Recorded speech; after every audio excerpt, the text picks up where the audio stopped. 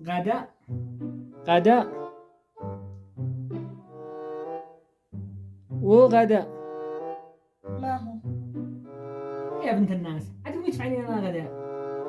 يا بنت الناس تجاوبيني، مالش مشغولة عند التلفون هذا؟ ما تشي مني. يا بنت الناس انا جيت تعب، جيت من العمل، اشتي غداء، قد انا جاوع. ما اقدرش اطبخ ولا اقدر اكنس ولا افعل شيء. انا زوجش مالش واحد من الشارع. قومي يا بنت الناس، مش وقت التلفون هذا. انا بنت جامعية مثقفة، ما نشهد هذه الاشياء. رحت اتغدى بالمطعم. انتي بنت جامعية يعني خلاص، لكن انتي بنت متعلمة ما عاد تفعلي ليش ولا حاجة.